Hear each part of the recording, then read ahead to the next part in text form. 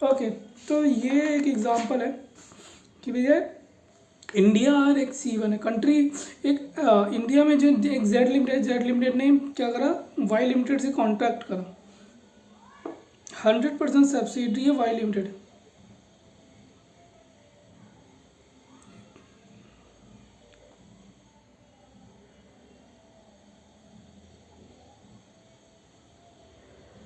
Y limited जो है company incorporate हुई है कंपनी C1 में, ठीक है। कंट्री एक C1 में हुई है, वो नॉन रेसिडेंट है इंडिया की। और जेड लिमिटेड एक इंडिया में हुई है। और जो ए लिमिटेड है वो 100% किसकी है, 100% इनकॉर्पोरेट। जो ए लिमिटेड है कंपनी इनकॉर्पोरेट हुई है कंट्री F1 में। 100% सब्सिडी है वाई लिमिटेड की, ठीक है। वाई लिमिटेड की सब्सिडी है। तो ए लिमिटेड एंड जेड लिमिटेड ने क्या करा, ए लिमिटेड और जेड लिमिटेड ने जॉइंट वेंचर बनाया एक्स लिमिटेड का। और कोई एक्टिविटी नहीं है उसमें ए में, ठीक है। इंडिया और F1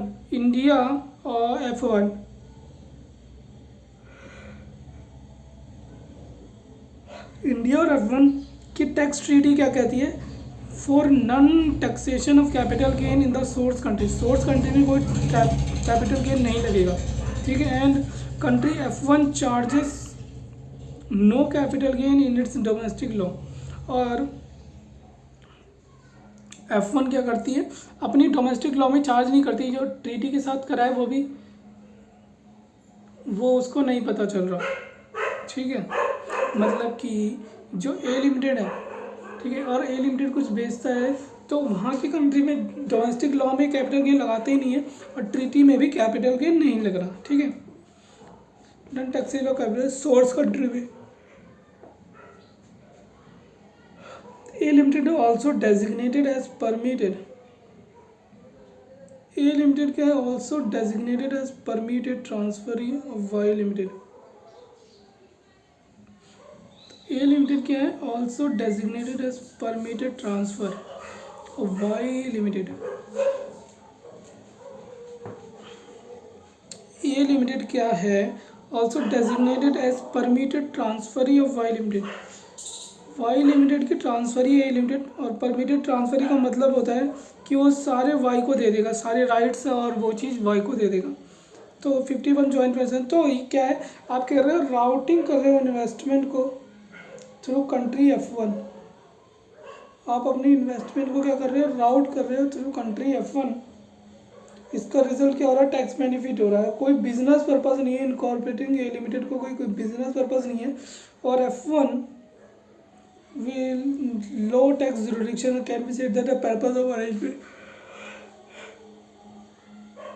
तो पर्पस ऑफ अरेंजमेंट क्या है, टैक्स बेनिफिट है।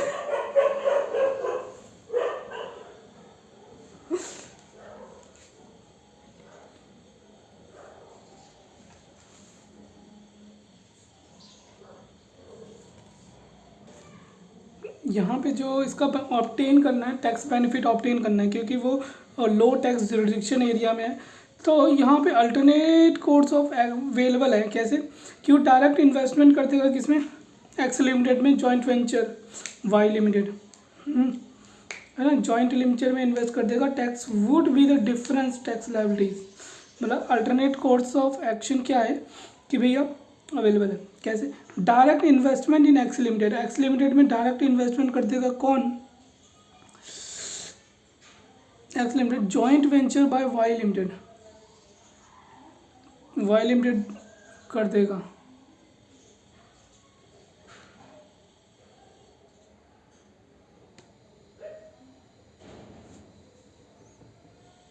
ठीक है। The tax benefit would be the difference. Tax benefit क्या होगा, difference in the tax liability between the available course of action.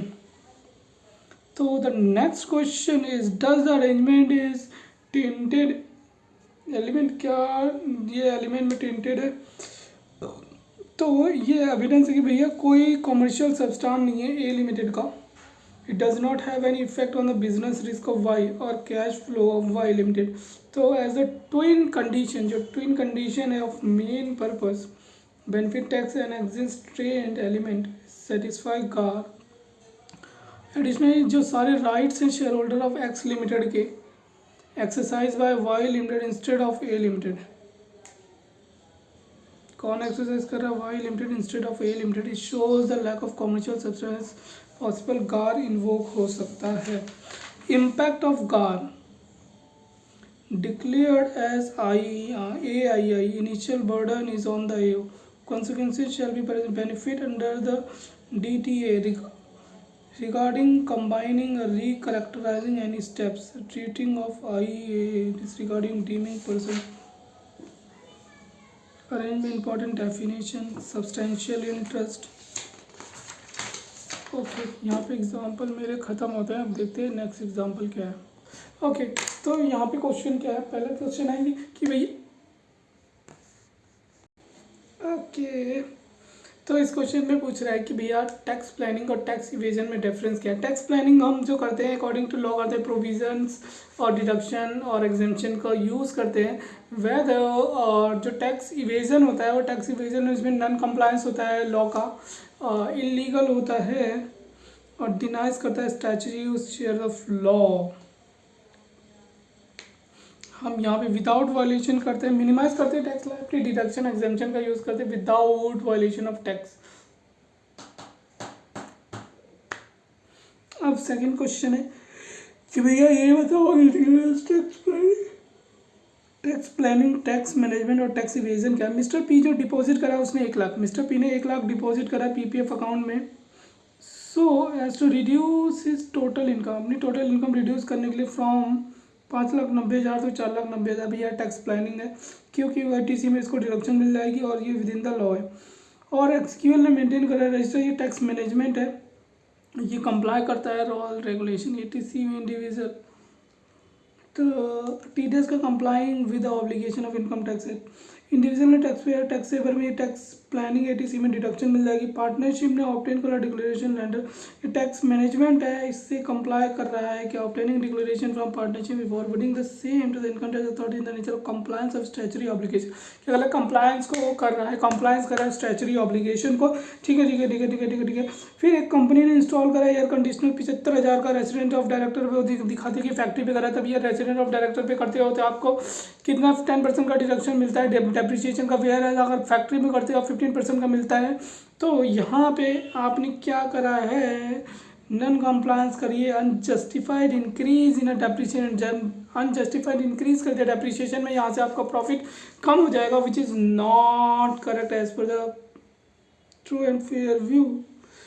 The director fitted to the factory whose permitted utent amount furnishing the false particular without to evade tax.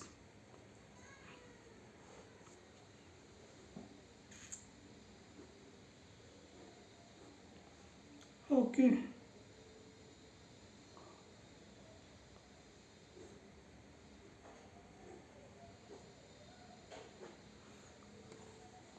Okay तो ये 80,000 क्या करा है उसने, credit note दिया, brokerage charges कर लिया। ठीक है ब्रोकरेज चार्जेस कर लिया आपने, 3 ही बुक तो है भाई साहब। ब्रोकरेज चार्जेस कर लिया ठीक है 80,000 का, उसके 4,20,000 5,000 की कर दी, वहाँ पे आपको डिडक्शन नहीं मिलेगी, आप फालतू में इंक्रीज कर रहे हो। 80,000 का जो क्रेडिट नोट है brokerage payable manager director increase the total income, वहाँ से इंक्रीज कर देगा करस्पॉन्डिंगली reduce the company's का income in the method of reducing the tax liabilities। क्या है मेथड है टैक्स लाइबिलिटी को रिड्यूस करना। कंपनी जो लाइबल है 23, 25, 22 रेट पे देने के लिए, तो वेरस रमन को कोई टैक्स नहीं देना पड़ेगा क्योंकि उसकी इनकम क्या है 5 लाख तक है, उसको 87 रिबेट मिल जाएगी।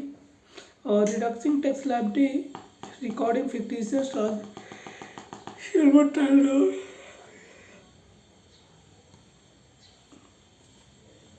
और जो कंपनी है रेमिट करा प्रोविडेंट फंड, ये टैक्स मैनेजमेंट है। हमें बताओ एग्जामिन करो doctrine of form of substance in context of tax planning, form and substance in context of tax planning, form and context. Okay तो हम क्वेश्चन 4 कर रहे हैं, थोड़ा सा इंटरेस्टिंग हो रहा है मेरे लिए, लेट मी चेक दिस।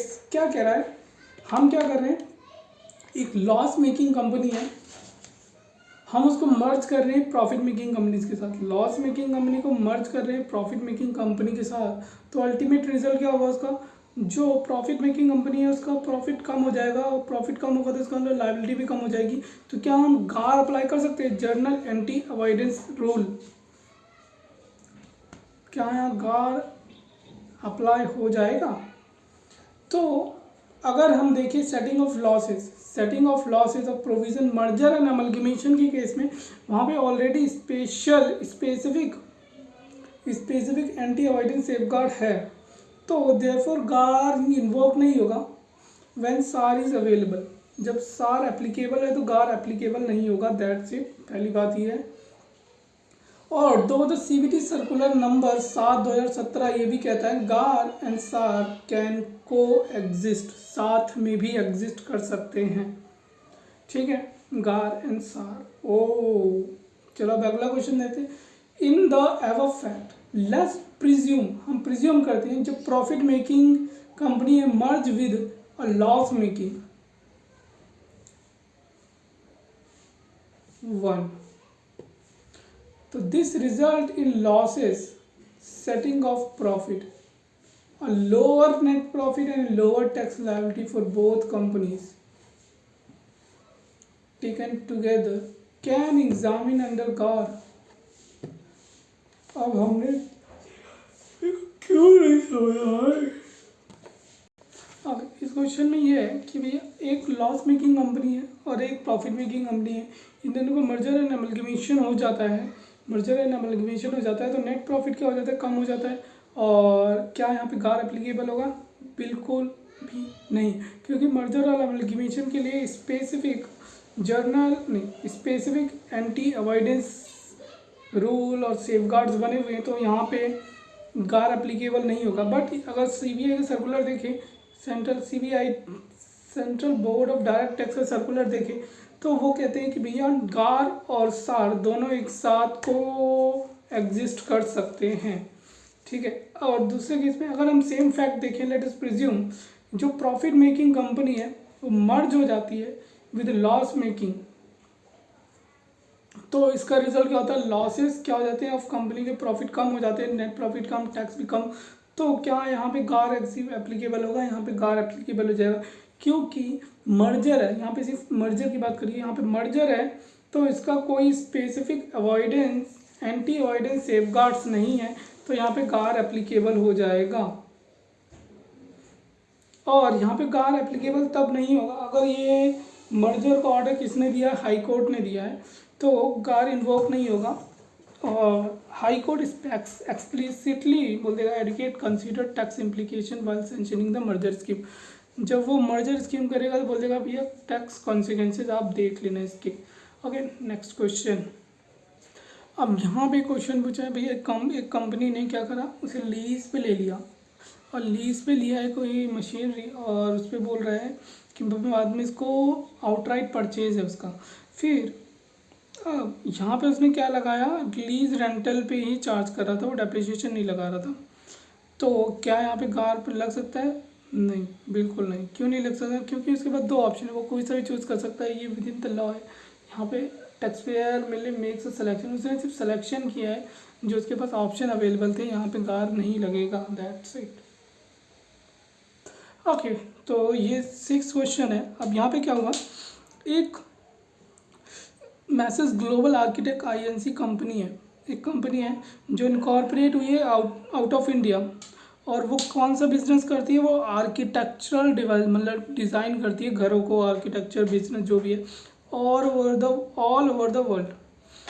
तो उन्होंने क्या करा, रिसीव करा an offer from lovely resorts private limited.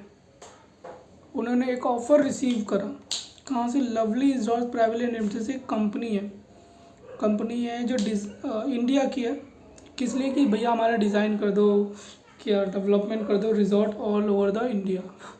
सही है भैया, कर देंगे, क्या दिक्कत है। अब इन दोनों कंट्री के बीच में क्या था, एक ट्रीटी थी। क्या ट्रीटी थी कि जो आर्किटेक्चरल सर्विसेज है और technical services and payment for the same of the company made to be tax in India.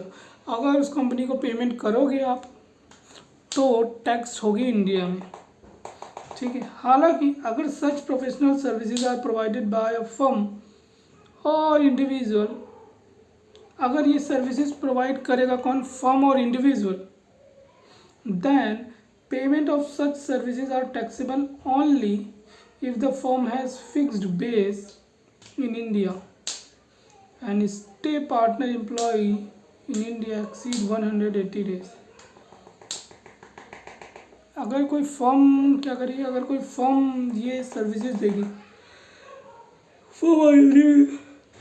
अगर ये सर्विस फर्म और इंडिविजुअल देगी कौन सी, आर्किटेक्चरल ये services, then the payment for such services are taxable only. Taxable कब होगी, तभी होगी अगर फर्म कम फिक्स्ड बेस है इंडिया में और स्टे ऑफ पार्टनर और employ in India exceed 180 days, और 180 डेज है, ठीक है, ठीक है। तो limitation of benefit clause does not exist in tax treaty between India and F one.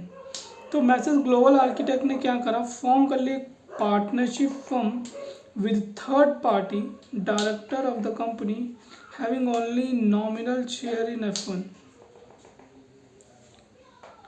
तो फर्म एंटर करा agreement to career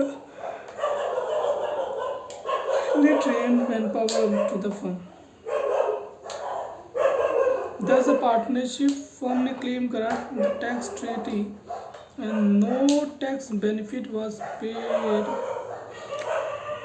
in India। ठीक है, अब यहाँ पे सीधा फॉर्म बनाने का पर्पज़ क्या था, आपको टैक्स बेनिफिट लेना था, इसलिए पर्पज़ वही था, और कोई इसका कॉमर्शियल सब्सटेंस कोई नेसेसिटी नहीं थी क्रिएट करने की, सिर्फ बेनिफिट के अलावा। तो जो फर्म ने ऑन पेपर मैन पावर करा फ्रॉम कंपनी से, फर्म का कोई कॉमर्शियल सब्सटेंस नहीं है, the firm was only on papers as manpower shown drawn from company। So the firm did not have any commercial substance। Firm का कोई commercial substance नहीं है। More over it is case of treaty abuse. ये क्या है, सीधा सीधा सीधा सीधा केस है ट्रीटी अब्यूज़ का। और गार क्या हो जाएगा, गार इन्वोक हो जाएगा, डिसरिगार्ड कर लेगा फर्म और टैक्स पेमेंट, आर्किटेक्चर का fees, technical services. However the rate of tax applicable under treaty, rate वही एप्लीकेबल होगा जो अंडर ट्रीटी है। ओके, तो नेक्स्ट क्वेश्चन हमारा कि दो कंपनी है अल्फा लिमिटेड और बीटा लिमिटेड, वो इस वाले बिजनेस में है, सेटिंग कर रही है, रजिस्ट्रेशन मेन ऑब्जेक्टिव उनका मैन्युफैक्चर स्टील है, ठीक है। अब 1 अक्टूबर 19 से 1 अक्टूबर 19 से पहले जो इनकॉर्पोरेट हुई है वो 115 नहीं ले सकती, जो बाद में हुई है वो 115 ले सकती है, 115 BAA और 115 BAC, ऐसे ही कुछ है, 115 BAA 115 BAB है, BAB ए के बाद B। यहाँ पे 22% लगता है और यहाँ पे 15% लगता है, ठीक है। 1 अक्टूबर, ठीक है। तो अब यहाँ पे बोला कंप्यूट करो टैक्स लायबिलिटी अल्फा लिमिटेड की एंड बीटा लिमिटेड की, अल्फा एंड बीटा, ठीक है। टर्नओवर उठा लो सीधा, पहले टर्नओवर ले लिया हमने और स्पेशल प्रोविज़न के साथ, ठीक है। तो अल्फा लिमिटेड पे कौन सा लगेगा, अल्फा लिमिटेड पे लगेगा तुम्हारा, अल्फा लिमिटेड पे कौन सा प्रोविज़न लगेगा, 115 BAB। Alpha limited is eligible for out special provision BAA जो 22% वाला है, और not eligible to out 115। Beta limited क्या है, वो 1/10/19 के बाद हुई है तो वो BAB के लिए एलिजिबल है, ठीक है। तो 1/10/19 के लिए BAB के लिए एलिजिबल है। तो सुन लो, अब कुछ खास नहीं है, टेस्ट में क्वेश्चन आने वाला है 100% मैं बोल रहा हूँ, तो सुनो यहाँ पे क्या हुआ है, आपका प्रॉफिट उठाओ। अब इस वाले में प्रोविज़न लोगे तो भैया कोई एडिशनल डेप्रिसिएशन नहीं मिलेगा, कुछ नहीं मिलेगा, सीधा 22%, 10% सरचार्ज, 4% का वो, ठीक है।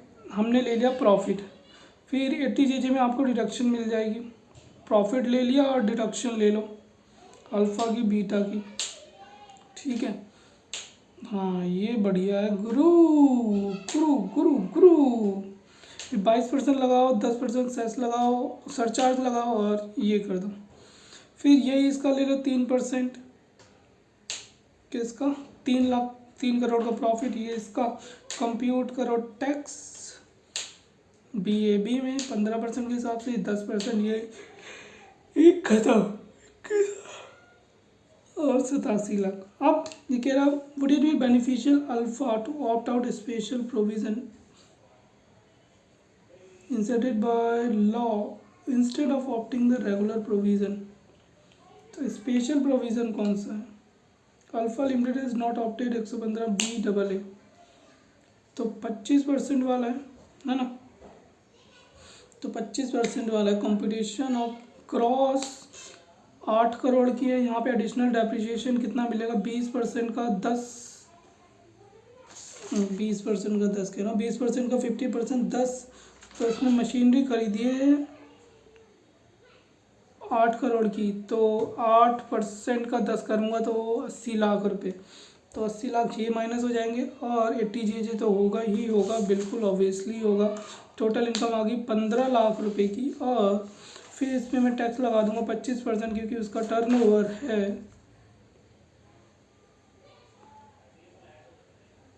15 लाख पे 25, since turnover less than 2400 crore. तो 15 लाख पे 25%, 3,75,000 प्लस 4%, 390। तो ये क्या सीन है, 15 लाख पे 25%, 3,75,000 प्लस 4%। दिक्कत क्या थी भाई, आपने गलत क्यों करा, तो सही तो है 390, पता नहीं क्यों करा गलत। इट इज़ ये बेनिफिशियल नहीं है, नॉट आउट करे 115BBA मत कर भैया, तो नॉर्मल प्रोविज़न कर लो। कौन सा,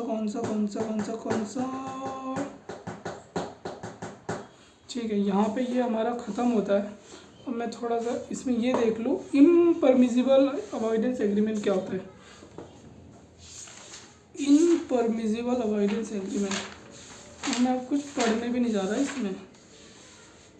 इनपरमिजिबल अवॉइडेंस एग्रीमेंट, जो परमिजिबल नहीं है, पहला उसमें 2 कंडीशन हो, क्या क्या आपने ऑब्टेन करा टैक्स बेनिफिट के लिए, और आपका कोई कॉमर्शियल ऑब्जेक्टिव नहीं है,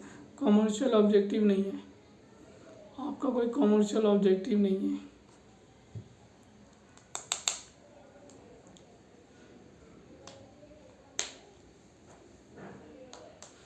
अपना main purpose automate to obtain tax benefit and it creates rights in, ये क्या करते थे, lacks of commercial substance, deemed lack of commercial substance, एक ही चीज़ है, deems lack of commercial substance, deemed lack of commercial substance result directly use provision of act agreement, ठीक है। Not ordinary employed of bona fide purpose, मैं employed नहीं करा, bonafide purpose नहीं है। और क्रिएट करता है right which are not ordinary created between person, right create कर देता है जो ऑर्डिनरी क्रिएट नहीं होता 2 पर्सन के बीच में, ऐसा राइट क्रिएट कर देता है जो ऑर्डिनरी क्रिएट नहीं होता 2 पर्सन के बीच में, ऐसा राइट क्रिएट कर देता है जो ऑर्डिनरी क्रिएट नहीं होता 2 पर्सन के बीच में, ऐसा राइट क्रिएट कर देता है जो ऑर्डिनरी क्रिएट नहीं होता 2 पर्सन के बीच में, ऐसा राइट क्रिएट कर देता है ऑर्डिनरी क्रिएट नहीं होता 2 पर्सन के बीच में।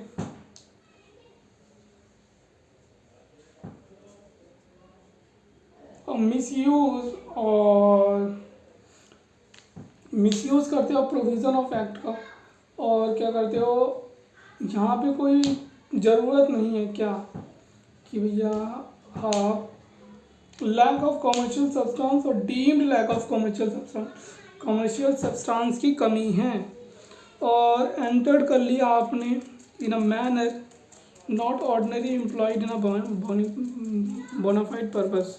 बोनाफाइड पर्पस में हम देखें तो ये ऑर्डिनरी होता नहीं है, बट आपने कर लिया तो यहाँ पे ये ख़त्म हो जाता है। तो अब हम कुछ क्वेश्चन और देख लेते हैं बुक्स के, उसके बाद हम करेंगे टेस्ट दूसरे सब्जेक्ट का। ओके, तो यहाँ पे अब एक्स्ट्रा क्वेश्चन कर रहे हैं। यहाँ पे क्या है, एक कंपनी जो इनकॉर्पोरेट हुई है इंडिया में और उसकी सब्सिडरी है वाई दूसरी कंपनी में, ठीक है, वो रेगुलरली डिस्ट्रीब्यूट कर रहे हैं डिविडेंड। फिर जब से डिविडेंड डिस्ट्रीब्यूशन टकरा है उसने डिविडेंड ही डिस्ट्रीब्यूट नहीं करा, फिर वो सारा एक्यूमुलेट करता गया और कुछ टाइम बाद उसने क्या कर लिया, बायबैक कर लिया शेयर्स। तो क्या ये अंडर गार आएगा? नहीं भैया, ये जो है ये इनका डिसीजन है, कंपनी का डिसीजन है, हम इसमें क्वेश्चन नहीं कर सकते। डिविडेंड को शेयर होल्डर को डिविडेंड पे करना है या बायबैक करना है या बोनस इशू करना है, जो रिजर्व इसके पास पड़े हैं, क्या बिजनेस की चॉइस है और किस टाइम पे करना है, company makes a choice is a strategy. ये कंपनी की चॉइस होती है किस टाइम पे करना है, तो ये एक स्ट्रैटेजिक डिसीजन है। तो सच डिसीजन हम इसको क्वेश्चन नहीं कर सकते गार में, ठीक है, गार में हम इसको क्वेश्चन नहीं कर सकते, गार में क्वेश्चन नहीं कर सकते। Payment of dividend to, question क्या है, अगर हम ऊपर वाला केस देखें तो DTA इन दोनों कंट्री के बीच में क्या है, DTA, और जो रेसिडेंट है C1 का, दूसरी आउट ऑफ कंट्री इंडिया का है, वो उसको क्या नहीं करना, टैक्स नहीं देना इंडिया में, प्रोवाइडेड दैट उसने क्या करा, $2 लाख से ज़्यादा खर्च करा हो एक्सपेंडिचर पे। तो जो शेयर होल्डर वाई है उन्होंने इनकर कर लिए इस लिमिट से ज़्यादा और इंटाइटल हो गए ट्रीटी बेनिफिट के लिए। तो वाई लिमिटेड डज नॉट पे any tax on capital gain. क्या ये इन्वोक हो जाएगा? नहीं, बिल्कुल नहीं। यहाँ भी ये भैया कंपनी का डिसीजन होता है। Payment of dividend to share holder, buyback, bonus issue करें ना करें, कि शेयर्स दे, डिविडेंड दे, ये एक्युमुलेटेड प्रॉफिट से बिजनेस किसका है, ये चॉइस ऑफ कंपनी है। और उन्हें कब देना है, किस पॉइंट ऑफ टाइम में, ये कंपनी डिसाइड करती है। और ये इंटरप्रेट करेगी incidental that the share holder is entitled treaty benefit which exempt capital gain, जो क्या कर देता है, एग्जम्प्ट कर देता है capital gains, but it is subject to SAAR, subject to SAAR होगा, ठीक है। आओ नेक्स्ट क्वेश्चन पे चलते हैं। पर हम इसे गार में क्वेश्चन नहीं करते, सॉरी नेक्स्ट लेन की, इसे हम गार में क्वेश्चन नहीं कर सकते, बट ये सार का सब्जेक्ट है, वहाँ पे देखना पड़ेगा क्या क्या हो सकता है। नेक्स्ट क्वेश्चन, ओके, ये क्वेश्चन आप जल्दी जल्दी करते जाओ, बस हो गया। एक बैंक है उसकी ब्रांच है कहाँ पे, इंडिया में है, और उसकी दूसरी ब्रांच कहाँ पे है, दूसरी कंट्री में, ब्रांच जो लोकेटेड है थर्ड कंट्री में। तो उसने जो लोन था, ठीक है, इंडियन ब्रांच ने क्या करा, अरेंज करा इंडियन बोरोवर को वो लोन अनदर ब्रांच। अरे यार क्या बोल रहा है, ये जो फॉरेन बैंक है, फॉरेन बैंक जे लिमिटेड है, उसकी ब्रांच इंडिया में है। इंडिया में जो है उसने अरेंज करा लोन किसके लिए, इंडियन बोरोवर के लिए, फ्रॉम अनदर ब्रांच ऑफ जे जो लोकेटेड इन थर्ड कंट्री में। तो इंडिया में अरेंज करा फंड कि भैया इनकी इंडिया वालों को लोन दे दो, और the loan is later assign to, जो लोन था बाद में किसको असाइन कर दिया, जे की सब्सिडरी को, F3 जो कंट्री में है। तो और F3 और इसका जो है ट्रीटी, उसमें कहता है कि भैया कोई टैक्स नहीं देना पड़ेगा आपको, विदहोल्डिंग।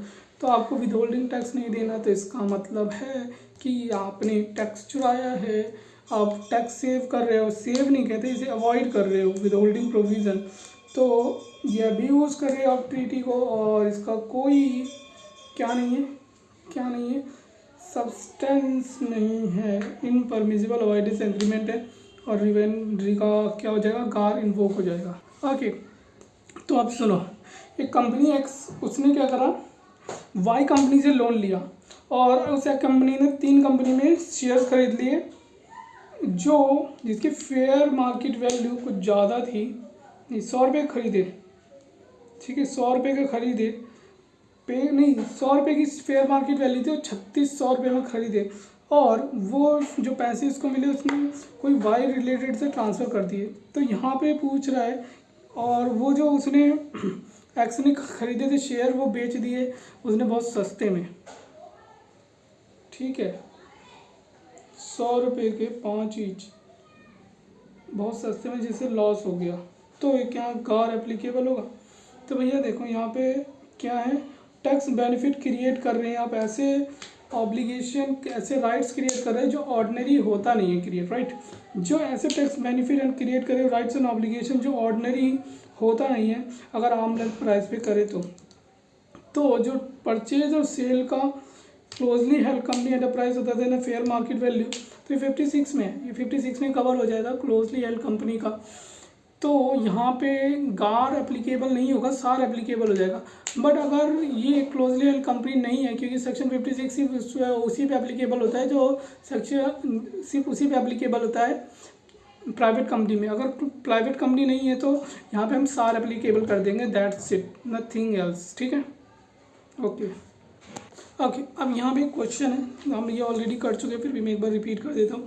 एक फुटप्रिंट कंपनी है जो इनकॉर्पोरेट हुई है इंडिया में, उसने अपना यूनिट करा SEZ में सेटअप करा और 100% डिडक्शन ले ली 10 में, कोई दिक्कत नहीं है, ले लो। तो ये टैक्स बेनिफिट, आप टैक्स को मिटिगेट कर रहे हो by complying the provision which are exemption, और आपको दिए हुए हैं जो कंप्लाइंग कंडीशन जो लगी हुई है, कंडीशन जो है, कंडीशन लगी हुई है, आपको टैक्स बेनिफिट करा, आपने टैक्स मिटिगेट करा है इकोनॉमिक कॉन्सिक्वेंसेस की वजह से। तो जो बिजनेस है SEZ में आप तो गार इन्वोक नहीं होगा इस केस में। अब सेम वही क्वेश्चन है, मतलब उसने वो SEZ में सेटअप करा, बट एक SEZ में दूसरी SEZ में नहीं है, तो उसने नन SEZ से वहाँ ट्रांसफ़र कर दी लोअर अमाउंट पे, मतलब नॉर्मली फेयर वैल्यू पे नहीं था, और फिर वहाँ से वो SEZ में बेच रहा है, मतलब कि बाहर बेच रहा है। तो ये दिखाते हुए कि जो ट्रांसफ़र करी from non constitute to 10% of turnover is SEZ unit. यहाँ पे क्या है कि ये ना तो मिस रिप्रेजेंटेशन ऑफ फैक्ट्स है, मिस रिप्रेजेंटेशन ऑफ, ना तो फॉल्स सबमिशन है, ना तो टैक्स इवेजन है। एक कंपनी क्या कर रही है, एडवांटेज ले रही है टैक्स प्रोविज़न का, transferring profit from non SEZ unit to SEZ। तो this is not intention to providing tax benefit to the unit of SEZ। ये उनका लेजिटिमेट का इंटेंशन नहीं था कि भैया ऐसे आप बेनिफिट लोगे टैक्स का। तो इसलिए जो टैक्स अवॉइडेंस स्पेशली डील करेगा, इसमें स्पेशली डील करेगा, वो उनका इंटेंशन नहीं था कि आप ऐसे करोगे, तो वो स्पेशली डील करेगा।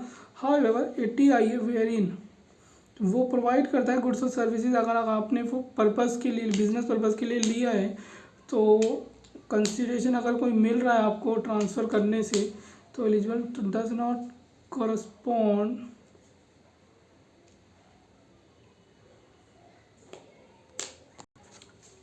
तो यहाँ पे 10 एप्लीकेबल हो जाएगा, ठीक है।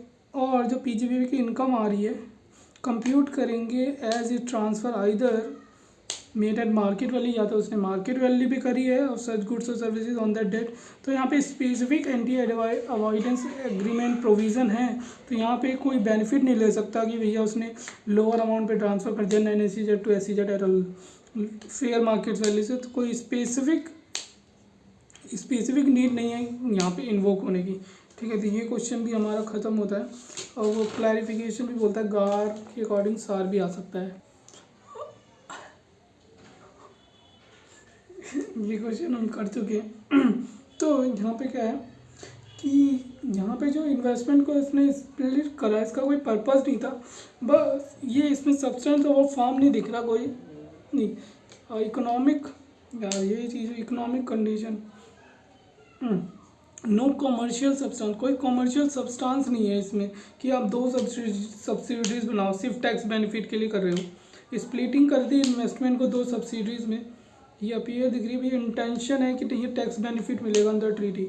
फर्दर देयर इज अपीयर, यहाँ पे दिख रहा है कोई कमर्शियल सब्सटेंस नहीं है, कमर्शियल सब्सटेंस नहीं है इन क्रिएटिंग 2 सब्सिडीज, और ये इकोनॉमिक कंडीशन भी नहीं चेंज कर रहा है ए लिमिटेड का। तो ये टेंटेड कर रहे हैं, क्या कर रहे हैं, अब्यूज़ कर रहे हैं टैक्स लॉस को। हैंस जो अरेंजमेंट करी है, arrangement can be treated as impermissible avoidance arrangement. ये अरेंजमेंट जो करी है इनपरमिसिबल अवॉइडेंस अरेंजमेंट है बाय इन्वोकिंग गार। तो ऑल द पार्टीज जो, अगर all the parties arrangement exceed कर रही है 3 करोड़ से, तो consequently treaty benefit would be denied. अगर 3 करोड़ से ज़्यादा होगा तो हम इसको ट्रीटी बेनिफिट डिनाइड कर देंगे by ignoring M limited and A limited, और दोनों को हम एक ही ट्रीट करेंगे, same company for the computation of tax purpose. Okay, तो यहाँ पे हमारा ख़त्म होता है, ठीक है।